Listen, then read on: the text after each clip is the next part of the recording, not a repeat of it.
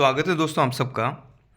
आज की इस वीडियो में हम बात करने जा रहे हैं कक्षा 12 के राजनीति विज्ञान का अध्याय है कांग्रेस प्रणाली, चुनौतियां और पुनर्स्थापना। इस लेसन में टोटली 90 सवाल वन लाइनर बनाए गए हैं। पूरे चैप्टर को कवर किया गया है दोस्तों। अगर आप बोर्ड के एग्ज़ाम की तैयारी कर रहे हो और सारे छोटे सवाल आप अच्छा करना चाहते हो तो ये वीडियो आपके लिए काफ़ी उपयोगी साबित होने वाला है। और अगर आप किसी भी कंपटीशन की तैयारी कर रहे हैं तो भी ये वीडियो आपके लिए काफ़ी यूज़फुल रहेगा। तो चलिए बिना कोई देरी किए हम शुरू करते हैं वन लाइनर की जो ये सीरीज़ है। पहला प्रश्न है दोस्तों, गैर कांग्रेसवाद का नारा किसने दिया? गैर कांग्रेसवाद का नारा किसने दिया? मैं सवाल के बाद में 3 से 4 सेकंड का पॉज लूँगा ताकि आप उसको आंसर कर पाओ और आप अपनी नॉलेज टेस्ट कर सकते हैं कि आपके कितने सवाल सही हैं। गैर कांग्रेसवाद का नारा दिया था दोस्तों राम मनोहर लोहिया ने। किसने दिया था? राम मनोहर लोहिया ने।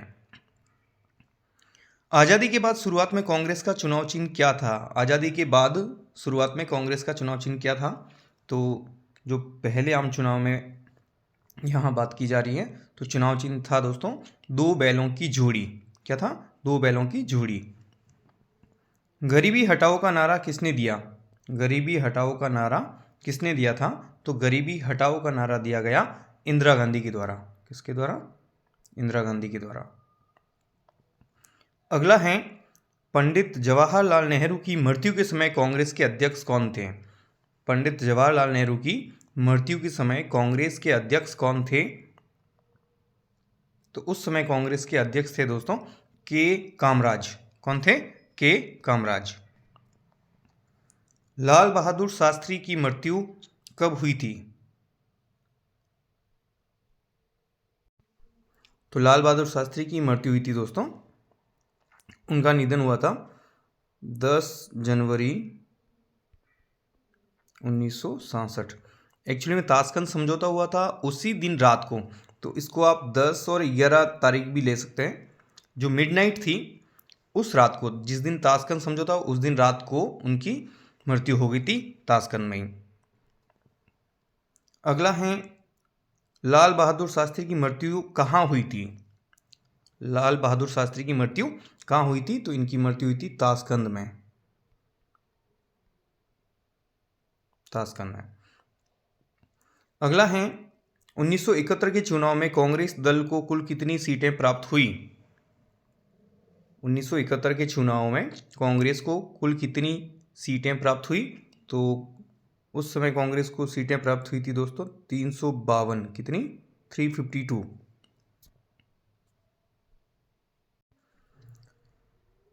अगला प्रश्न है, स्वतंत्रता के बाद कांग्रेस का विभाजन कब हुआ? स्वतंत्रता के बाद कांग्रेस का विभाजन कब हुआ था? तो कांग्रेस का विभाजन हुआ था दोस्तों 1969। कब हुआ था? 1969 में। अगला है, 5वीं लोकसभा के चुनाव कब हुए?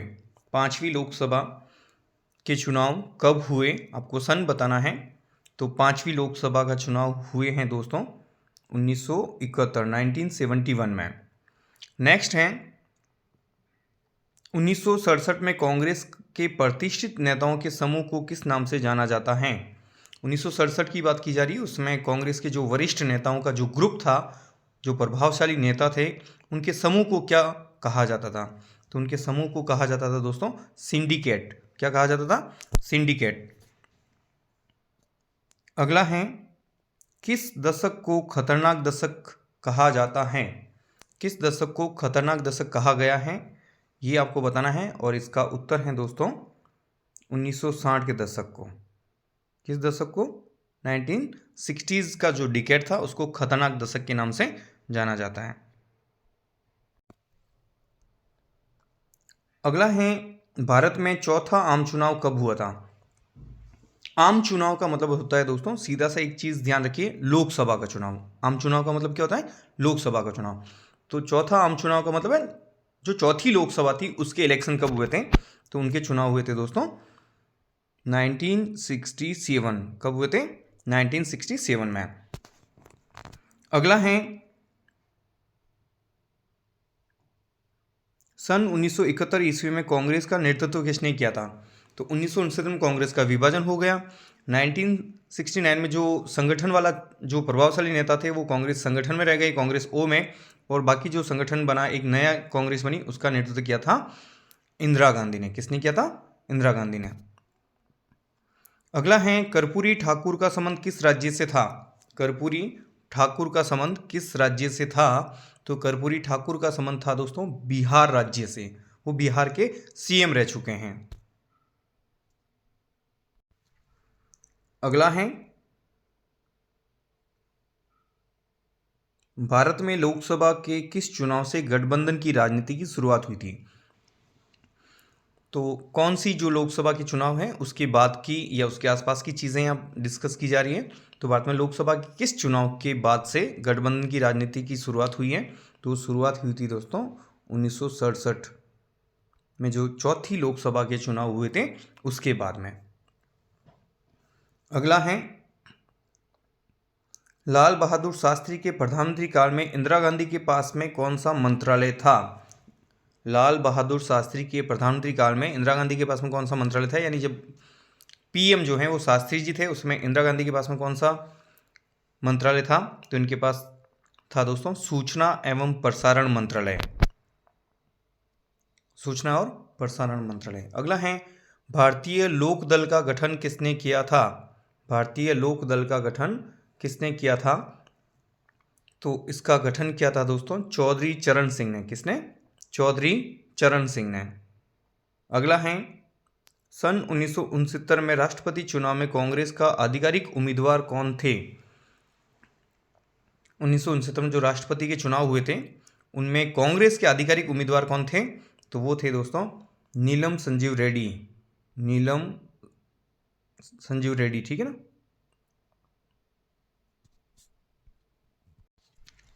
जो उस समय लोकसभा के अध्यक्ष थे और उन्होंने अपने लोकसभा के अध्यक्ष से त्याग पत्र देके कांग्रेस की तरफ से आधिकारिक तौर पर राष्ट्रपति का चुनाव लड़ा था। अगला है, इंदिरा गांधी की हत्या कब हुई थी? तो इंदिरा गांधी की हत्या हुई थी दोस्तों 31 अक्टूबर 1984। मेरे आंसर करने से पहले आप भी आंसर करने की कोशिश कीजिएगा दोस्तों। 31 अक्टूबर 1984 को। अगला है, 1971 के आम चुनाव में कांग्रेस ने कौन सा नारा दिया? 1971 के आम चुनाव में जो 5वीं लोकसभा के चुनाव थे उसमें कांग्रेस का आधिकारिक नारा कौन सा था? तो ये नारा था दोस्तों गरीबी हटाओ। कौन सा नारा दिया गया? गरीबी हटाओ। अगला है, जय जवान जय किसान का नारा किसने दिया था?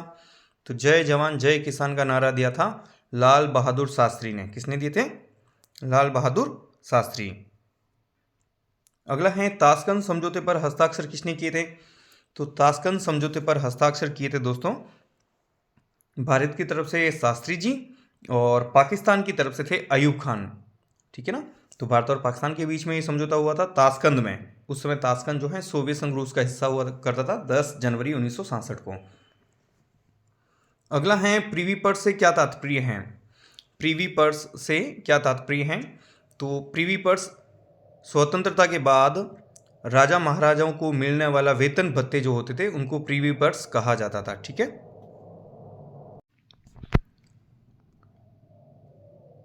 अगला है, प्रिवी पर्स की समाप्ति कब की गई थी? तो प्रिवी पर्स की समाप्ति हुई थी दोस्तों सन 1971 में। कब हुई थी? सन 1971 में।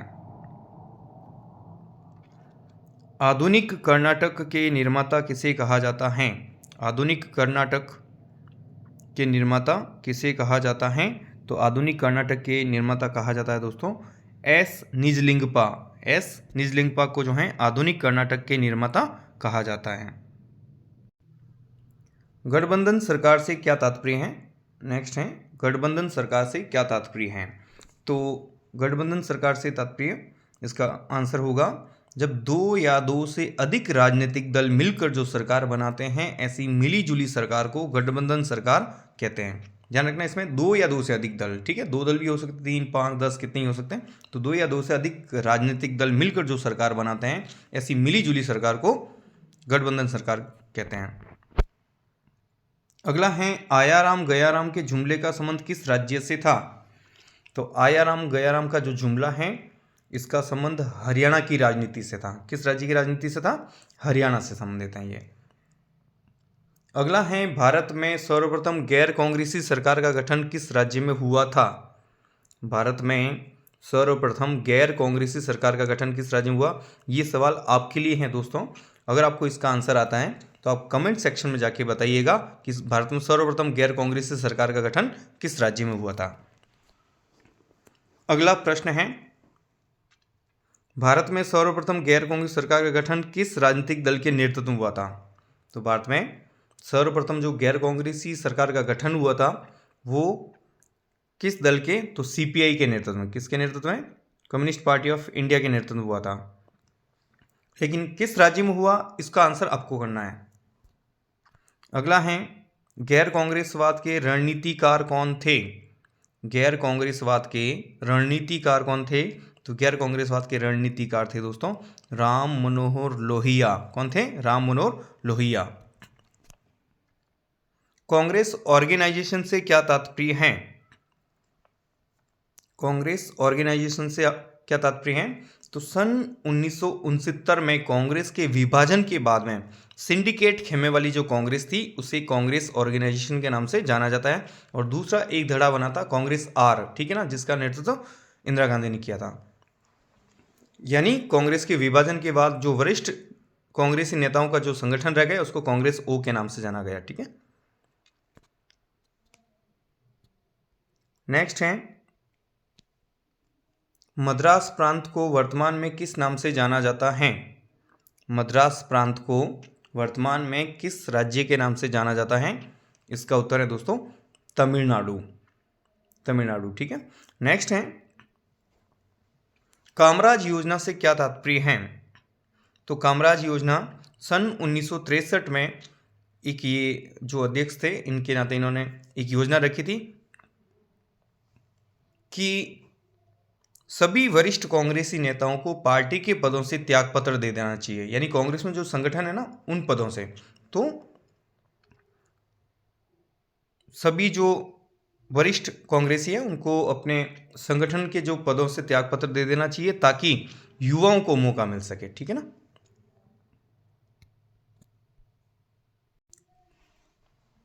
गैर कांग्रेसवाद से क्या अभिप्राय हैं? गैर कांग्रेसवाद से क्या अभिप्राय हैं?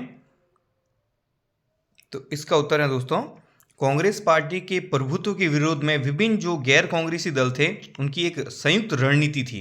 यानी कांग्रेस के खिलाफ जितने भी जो विपक्षी दल थे उन सब ने मिलकर एक योजना बनाई कि कांग्रेस को सत्ता से हटाना है। ठीक है ना।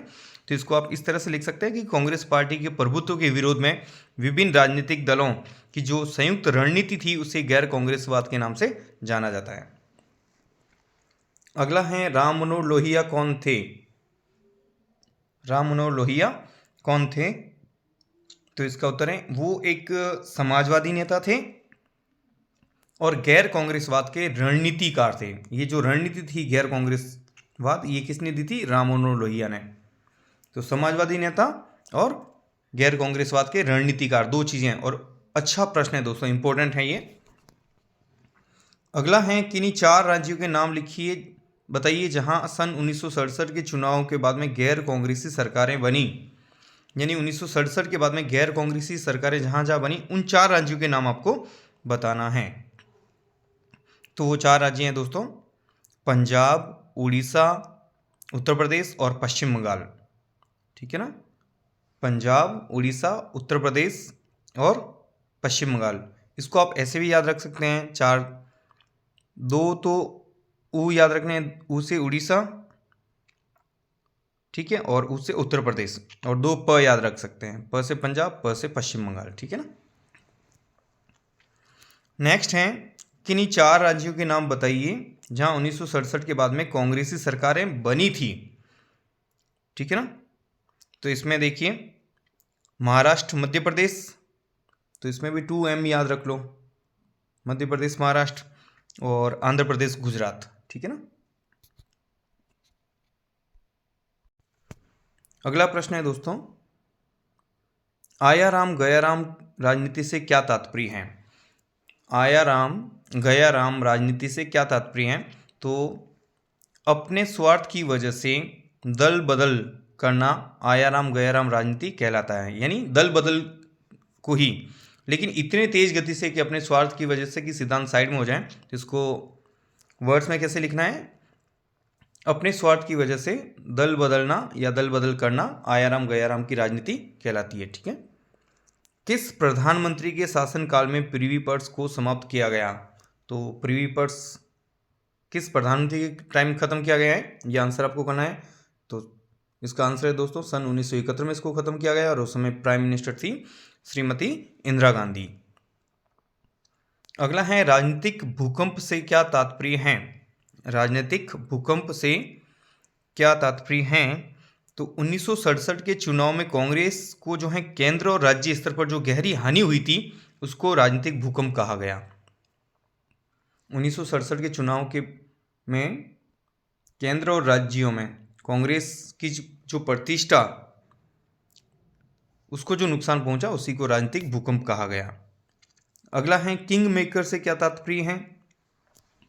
किंग मेकर से क्या तात्पर्य? तो किंग मेकर उस व्यक्ति को कहा जाता है जो किसी व्यक्ति को प्रधानमंत्री या मुख्यमंत्री बनने में सहायक होता है, यानी खुद नहीं बनता है लेकिन किसी को बनाने में वो बड़ी भूमिका निभाता है। तो किसी को प्रधानमंत्री या मुख्यमंत्री बनाने में बड़ी भूमिका निभाने वाले व्यक्ति को किंग मेकर कहा जाता है। अगला प्रश्न है सन 1969 के राष्ट्रपति चुनाव में इंदिरा गांधी ने किसका समर्थन किया था? 1969 के राष्ट्रपति चुनाव में इंदिरा गांधी ने समर्थन किया था दोस्तों वीवी गिरी को। किसको? वीवी गिरी। अगला है लाल बहादुर शास्त्री का उत्तराधिकारी कौन बना था? लाल बहादुर शास्त्री का उत्तराधिकारी, राजनीतिक उत्तराधिकारी की बात चल रही है यहाँ पे, तो इनके उत्तराधिकारी बने थे श्रीमती इंदिरा गांधी। ठीक है ना, श्रीमती इंदिरा गांधी। अगला है डीएमके पार्टी का गठन किसने किया था? द्रविड़ मुन्नेत्र कड़गम जो पार्टी है, डीएमके पार्टी है, इसका गठन किसने किया था? इसका गठन किया था दोस्तों सी नटराजन अन्नादुरई। किसने किया था? सी नटराजन अन्नादुरई। अगला है डीएमके पार्टी का गठन कब हुआ? तो डीएमके पार्टी का गठन हुआ था दोस्तों सन 1949 में। कब हुआ था? सन 1949 में।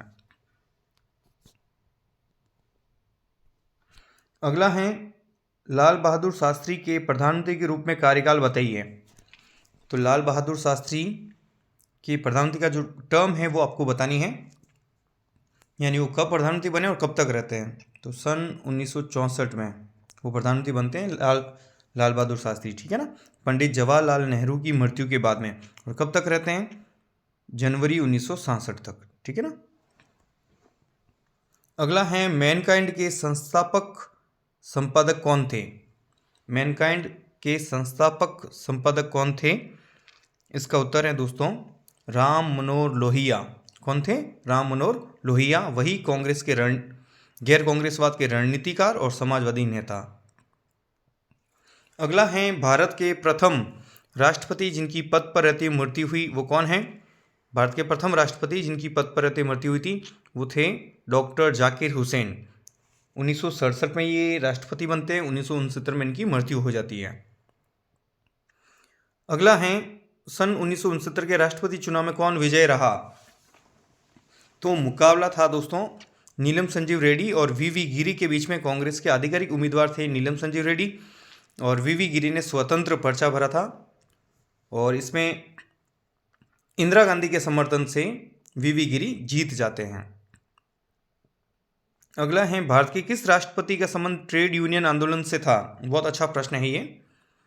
भारत के किस राष्ट्रपति का संबंध ट्रेड यूनियन आंदोलन से था? तो इसका उत्तर है दोस्तों वीवी गिरी। वीवी गिरी। ताशकंद वर्तमान में किस देश की राजधानी है? अगला सवाल है ताशकंद वर्तमान में किस देश की राजधानी है? पहले ये जो शहर था वो सोवियत संघ रूस में पड़ता था। सोवियत संघ रूस का विघटन हो गया तो ये है अभी उज्बेकिस्तान की राजधानी। ठीक है ना। अगला है पंडित जवाहरलाल नेहरू के बाद भारत के प्रधानमंत्री कौन बने? तो ऐसे भी आ सकता है कि पंडित जवाहरलाल नेहरू के उत्तराधिकारी कौन थे? तो इसका उत्तर है दोस्तों लाल बहादुर शास्त्री। प्रथम प्रधानमंत्री पंडित जवाहरलाल नेहरू, उनके बाद में बने शास्त्री जी, शास्त्री जी के बाद में इंदिरा गांधी। ठीक है, अगला है कांग्रेस सिंडिकेट के अगुआ कौन थे, नेतृत्वकर्ता कौन थे? कांग्रेस सिंडिकेट के अगुआ कौन थे? तो इसका उत्तर है दोस्तों के कामराज, के कामराज। अगला है स्वतंत्र भारत के दूसरे प्रधानमंत्री कौन थे? स्वतंत्र भारत के दूसरे प्रधानमंत्री कौन थे? लाल बहादुर शास्त्री। कौन थे? लाल बहादुर शास्त्री।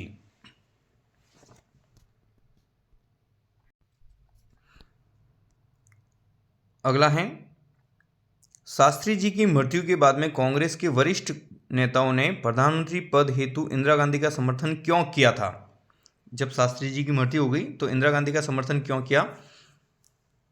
तो इसका सही उत्तर है दोस्तों, जो सिंडिकेट के लोग थे, जो वरिष्ठ नेता थे, उनको लग रहा था कि जो इंदिरा गांधी हैं वो राजनीतिक रूप से और प्रशासनिक रूप से अनुभवहीन है। ठीक है ना, दोनों कारण, प्रशासनिक और राजनीतिक, ये दोनों रीजन की वजह से उनके पास एक्सपीरियंस नहीं था। तो उन्हें लग रहा था कि इस वजह से वो सिंडिकेट पर निर्भर रहेगी, इसीलिए उन्होंने इंदिरा गांधी का समर्थन किया था। अगला है राष्ट्रपति जाकिर हुसैन के निधन के बाद में भारत के कार्यवाहक राष्ट्रपति कौन बने?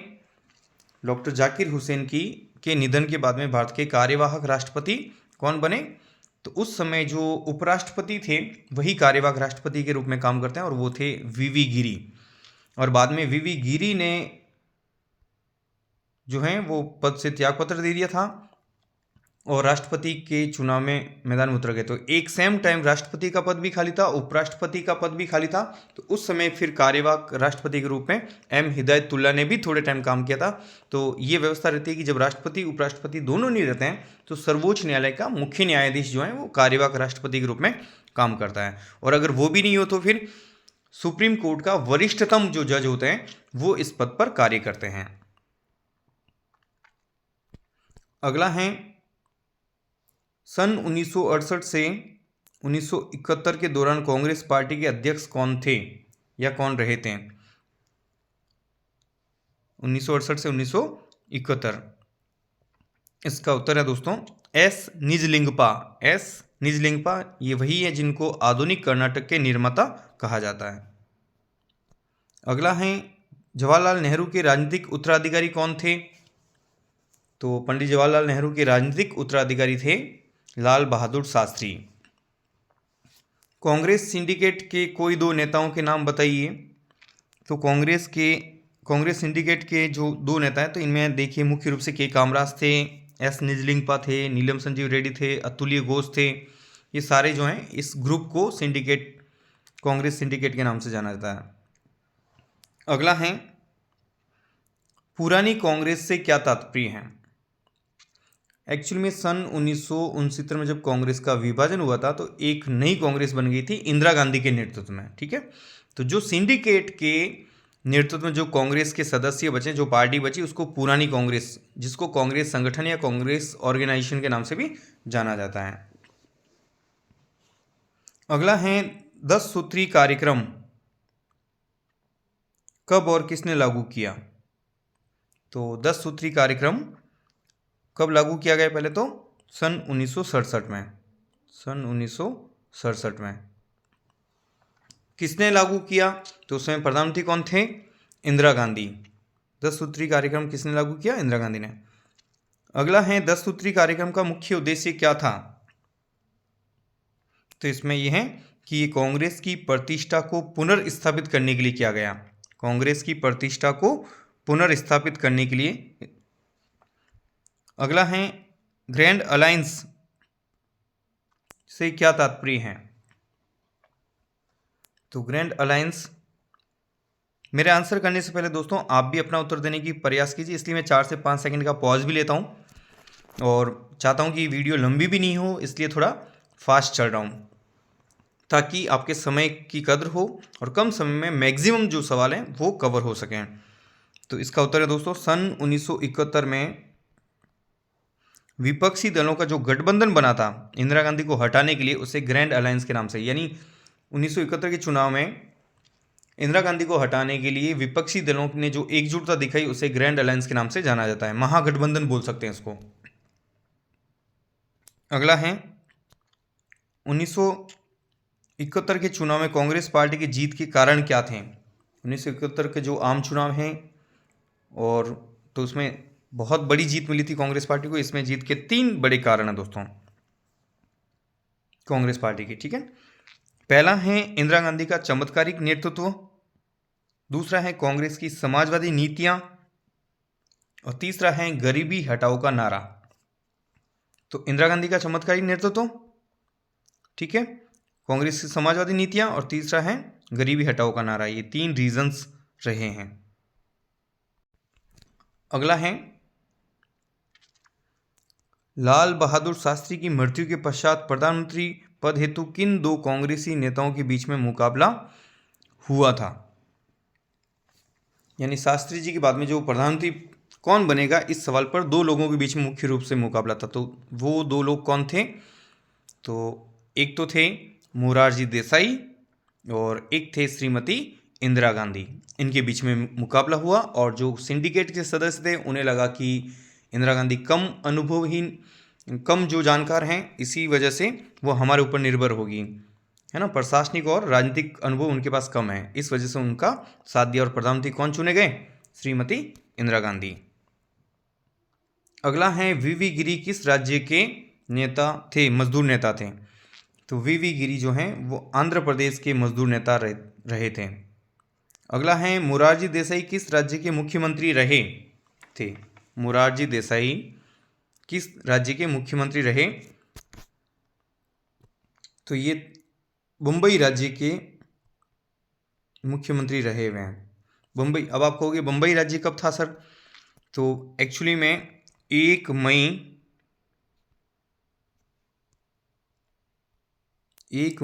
1960 को मुंबई राज्य का पुनर्गठन किया गया, ठीक है ना। पहले राज्य का नाम था मुंबई,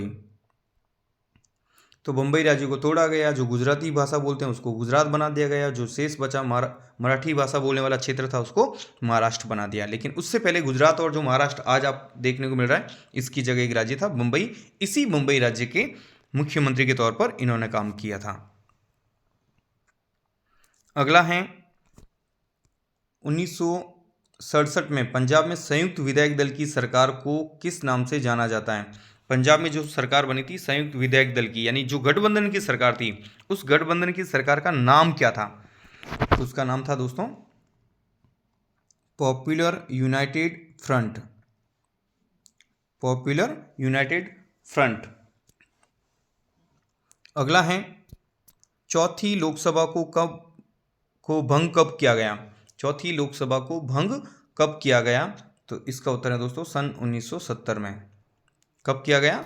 सन 1970 में लोकसभा को भंग कर दिया। ये पहली बार था जब लोकसभा को समय से पहले भंग किया गया। अगला है भारत में गठबंधन राजनीति का उद्भव कब हुआ? तो भारत में गठबंधन राजनीति का उद्भव हुआ था दोस्तों सन 1967 में। कब हुआ था? गठबंधन की जो राजनीति उसका उद्भव यहाँ से होता है। लेकिन गठबंधन सरकारों का दौर है वो अगर आपसे पूछ ले तो 1989 है, ठीक है ना। अगला है, आई थिंक ये सवाल रिपीट है। इंदिरा गांधी की हत्या कब हुई? 31 अक्टूबर 1984। इंदिरा गांधी की हत्या कब हुई? 31 अक्टूबर 1984। अगला सवाल है 1960 के दशक को खतरनाक दशक क्यों कहा जाता है? अब 1960 के दशक को खतरनाक दशक कहा जाता है, ये अपने आप में एक सवाल है। अगला सवाल है कि इसको खतरनाक दशक कहते क्यों हैं? तो देखिए, असमानता, गरीबी, सांप्रदायिकता और क्षेत्रीय विभाजन, इन समस्याओं ने विकराल रूप धारण कर लिया था इस दशक में। असमानता, 4 चीजें ध्यान रखना, असमानता, गरीबी, सांप्रदायिकता और क्षेत्रीय विभाजन, इसी वजह से इसको खतरनाक दशक के रूप में जाना जाता है। अगला है गैर कांग्रेसवाद का नारा किसने दिया? गैर कांग्रेसवाद का नारा, आई थिंक अब इसका आंसर आपको करना ही चाहिए। तो गैर कांग्रेसवाद का नारा किसने दिया? राम मनोहर लोहिया। वही इसके रणनीतिकार थे, वही इसके योजनाकार थे, कुछ भी पूछ ले घुमा फिरा के, राम मनोहर लोहिया, ठीक है ना। अगला है जन के संस्थापक कौन थे? जन के संस्थापक संपादक कौन थे? तो इसका भी उत्तर है दोस्तों राम मनोहर लोहिया। अगला है, दक्षिण भारत में हिंदी विरोधी आंदोलन का नेतृत्व किसने किया था? दक्षिण भारत में हिंदी विरोधी आंदोलन का नेतृत्व किसने किया था? तो इसका उत्तर है दोस्तों सी नटराजन अन्नादुरई। सी नटराजन अन्नादुरई। अगला है, इंदिरा गांधी के 2 विशेष कार्यों का उल्लेख कीजिए। इंदिरा गांधी के 2 विशेष कार्यों का उल्लेख। तो इंदिरा गांधी के 2 जो सबसे बड़े काम माने जाते हैं, एक तो बैंकों का राष्ट्रीयकरण करना और दूसरा प्रिवी पर्स को समाप्त करना। राजा महाराजाओं के जो प्रिवी पर्स थे उनको समाप्त करना, ये 2 बड़े काम। अगला सवाल है, बिहार के सन 1977 से 1979 तक मुख्यमंत्री कौन थे जिन्होंने पिछड़े वर्ग हेतु आरक्षण लागू कर अपनी पहचान बनाई? तो बिहार में पिछड़े वर्ग के लिए आरक्षण लागू करने वाले कौन थे जो उस समय मुख्यमंत्री थे? तो इसका उत्तर है दोस्तों कर्पूरी ठाकुर। कौन थे? कर्पूरी ठाकुर। अगला सवाल है, भारत के प्रथम गैर कांग्रेसी प्रधानमंत्री कौन थे? भारत के प्रथम गैर कांग्रेसी प्रधानमंत्री कौन थे? तो भारत के प्रथम गैर कांग्रेसी प्रधानमंत्री थे मोरारजी देसाई। सन 1977 में ये प्रधानमंत्री बनते हैं, ठीक है ना। अगला है, इंदिरा गांधी ने 14 बैंकों का राष्ट्रीयकरण कब किया था? इंदिरा गांधी ने 14 बैंकों का राष्ट्रीयकरण कब किया था? तो ये दोनों तरह से सवाल है। एक तो पहले तो ये कब किया ये देखते हैं, तो इसका उत्तर होगा दोस्तों सन 1969 में, ठीक है। अब ये भी तो आ सकता है ना कि 1969 में इंदिरा गांधी ने कुल कितने बैंकों का राष्ट्रीयकरण किया? तो 14 बैंकों का। एक और ध्यान रखना दोस्तों, 1969 में तो इंदिरा गांधी ने 14 बैंकों का राष्ट्रीयकरण किया था और 1980 में इंदिरा गांधी ने फिर से 6 और बैंकों का राष्ट्रीयकरण किया था उन्होंने। तो टोटली इंदिरा गांधी ने 20 बैंकों का राष्ट्रीयकरण किया था। राष्ट्रीयकरण का मतलब है कोई निजी बैंक है उसको सरकार अपने पास ले लेती है, अपने पास लेने का मतलब है अधिकृत कर लेना। इसको एक एग्जाम्पल के थ्रू समझ लें, मान लो आपकी खेत है, वहाँ से हाईवे निकल रहा है, तो वो जो ज़मीन है आपके खेत की वो कौन ले लेती है? सरकार ले लेती है, उसके बदले में आपको पैसा देती है। तो वो इस तरह से अधिग्रहण करना, ठीक है ना। अगला है, 1971 के चुनाव में कांग्रेस ओ को कुल कितनी सीटें मिली? देखिए ध्यान रखिए, उसमें कांग्रेस ओ और एक थी कांग्रेस आर। कांग्रेस आर इंदिरा गांधी वाली, और कांग्रेस ओ का मतलब यहाँ पे ऑर्गेनाइजेशन है, कांग्रेस संगठन। तो उसको कुल कितनी सीटें मिली? उसको सीटें मिली थी दोस्तों 16। कितनी सीट मिली थी? 16। नेक्स्ट है, 1971 के आम चुनाव में कांग्रेस पार्टी यानी आर ने किस राजनीतिक दल के साथ गठबंधन किया था? तो किस दल के साथ गठबंधन किया था? सीपीआई के साथ में। CPI means communist party of India, ठीक है ना। नेक्स्ट है, 1971 के आम चुनाव में लोकसभा की कुल कितनी सीटों पर चुनाव हुए थे? तो कितनी सीटों पे चुनाव हुए थे? 518। अगला है, किस वर्ष हुए राष्ट्रपति चुनाव में इंदिरा गांधी ने अंतरात्मा के आधार पर वोट डालने की अपील की थी या वोट करने की अपील की? तो ये बातें दोस्तों सन 1969 में। एक्चुअली सिंडिकेट और इंदिरा गांधी के बीच में मतभेद होने लग गए थे, तो कांग्रेस ने अपना आधिकारिक उम्मीदवार बनाया था नीलम संजय रेड्डी को, और उस समय स्वतंत्र पर्चा भरा था वीवी गिरी।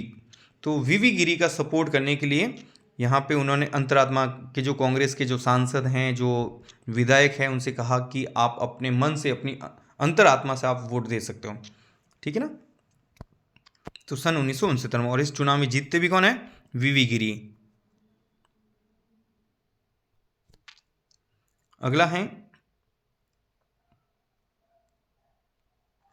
सन 1967 के आम चुनाव में कांग्रेस को कुल कितनी सीटें मिली थी? 1967 के आम चुनाव मीन्स लोकसभा है ना। तो कांग्रेस को कुल कितनी सीटें मिली थी? 283। कितनी सीट्स मिली थी? 283। अगला है, इंदिरा गांधी कांग्रेस की अध्यक्ष किस वर्ष रही थी? इंदिरा गांधी कांग्रेस की अध्यक्ष किस वर्ष रही थी? तो इसका उत्तर है दोस्तों 1958 में। कब रहे थे वो कांग्रेस के अध्यक्ष के रूप में? एक वर्ष 1958 में। अगला प्रश्न है, विपक्ष द्वारा इंदिरा हटाओ का नारा किस आम चुनाव में दिया गया? कुछ नारे बहुत फेमस हैं, गरीबी हटाओ, ठीक है ना। तो एक्चुअली में पहले उन्होंने नारा दिया था, ये गरीबी हटाओ वाला नारा अगर आपको याद रह जाता तो इसी से जुड़ा हुआ है। सन 1971 का जो आम चुनाव था 5वीं लोकसभा का, उसमें विपक्ष ने पहले कहा कि इंदिरा हटाओ, ठीक है ना। तो इंदिरा गांधी ने इंदिरा हटाओ को क्या रिप्लेस कर दिया? गरीबी हटाओ। तो वो नारा थोड़ा ज़्यादा फेमस हो गया। अगला है 1967 में कांग्रेस के हाथ से कुल कितने राज्यों की सत्ता निकल गई, है ना। कांग्रेस के हाथ से कुल कितने राज्यों की जो है सत्ता निकल गई? तो इसका उत्तर है दोस्तों 9 राज्यों की सत्ता निकल गई। कितने राज्यों की? 9। अगला सवाल है आज़ादी के कितने वर्षों बाद कांग्रेस का विभाजन हुआ? तो आज़ादी के कितने वर्षों बाद, तो ये एक और सवाल है कि आज़ादी के बाद में कांग्रेस का विभाजन कब हुआ था? तो सन 1969 में पहला विभाजन। हालांकि बाद में आगे जाके कांग्रेस में खूब सारी फूट पड़ी, अलग अलग पार्टियां निकली हैं, लेकिन जो पहला बड़ा विभाजन था सन 1969 में। तो ये आज़ादी की कितने साल बाद की बात है? 22 साल बाद की बात है, ठीक है ना।